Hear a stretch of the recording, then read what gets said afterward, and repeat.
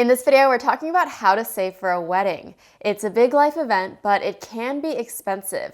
The average wedding cost around $34,000 in 2019, so I'll walk you through how to save for it and some things you want to watch out for. These are big mistakes that could cost you a lot. Also, just because the average cost is $34,000 does not necessarily mean you have to spend that much on your dream day. And hello, I'm Erica Kohlberg. I'm a lawyer, and this channel is all about helping you make more money and save more. For a wedding, the first thing you want to do is sit down as a couple and set a budget for the wedding. It might be an uncomfortable conversation, but it's really important to have from the beginning. Figure out who's going to contribute what.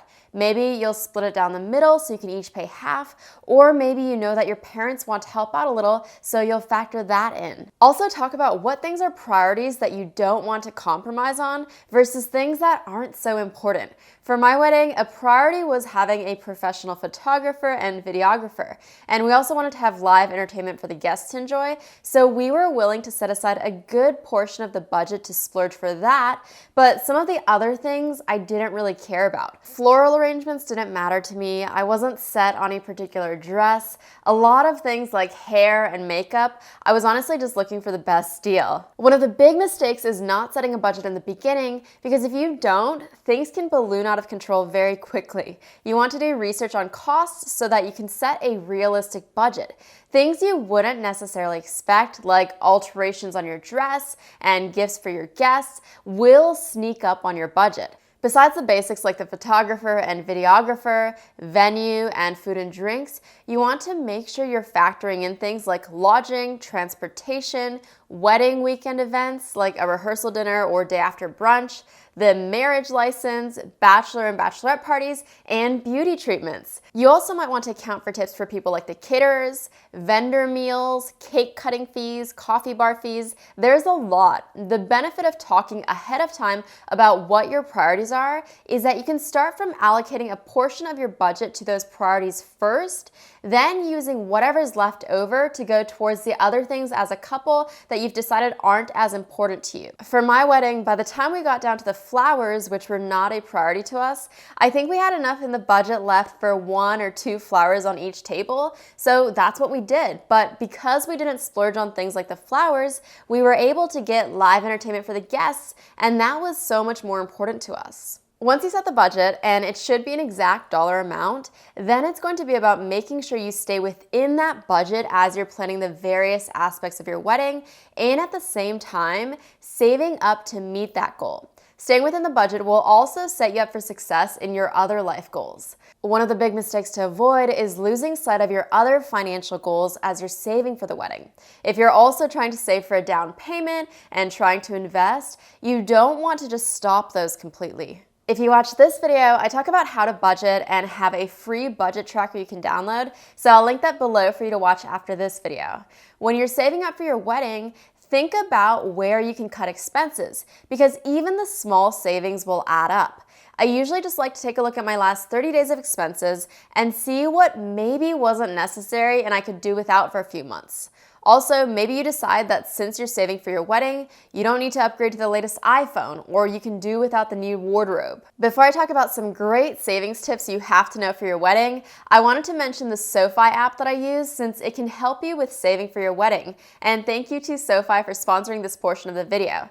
SoFi is an all-in-one personal finance app where you can spend, save, borrow, or invest. So if you go inside the app, one of my favorite features is something called SoFi Money Vaults, where you can have a vault that holds your money just for the specific goal. So your goal is saving for the wedding. You can customize the vault name, decide how much you want to add, and also set up recurring deposits.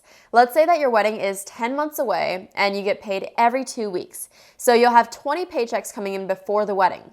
Then maybe what you do is divide your wedding savings goal by 20 and set that amount to automatically go towards your wedding vault every paycheck. And I love this feature because it helps keep this divide between money you can spend and money you're putting aside to save for your wedding. So I'll leave the link to download that below, and thank you again, SoFi, for sponsoring this portion of the video. Okay, so let's talk about some savings tips for the actual wedding. One thing to keep in mind is that peak wedding season, which is usually late spring to early fall, tends to be the most expensive. So if you want to pay less, a good way is to schedule outside of the peak wedding season. You'll probably end up saving on venue costs, but it also might be cheaper for your guests because they might find more affordable flights and hotels if it's off season. Another way is to book your wedding on a weekday instead of Saturday, which is the most popular. You can also save a couple $100s by going digital for some things like your save the date. I did this and just sent out emails for save the dates because when I started looking at the cost of getting the save the dates printed and mailed out, it added up pretty quickly. If it's possible, you might also want to consider a smaller wedding since the number of guests does impact how much you end up spending, especially when you factor in things like invites, catering, furniture rentals, and gifts for the guests.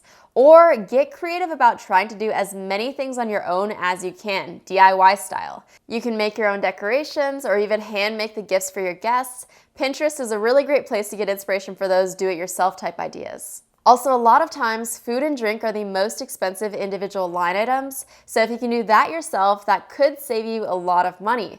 For instance, you can go get your own wine from Costco if the venue allows that. That's something you'll want to ask venues that you're considering since that can impact the bottom line. Some venues are really flexible and will allow you to bring in your own food and drinks, but others have required vendors that you have to work with. Another thing is, as you're looking at the different venues, a lot of times you can negotiate. If you've watched some of my other videos, you know I love to negotiate, so as you can imagine, I negotiated everything from the venue to hotel prices to the wedding dress. There's a good article that talks about how to plan a wedding that I'll link below, and I'll see you next in this video where you'll learn how to create the budget and be able to download the free budget tracker that I made for you. Thanks for watching, and I'll see you there.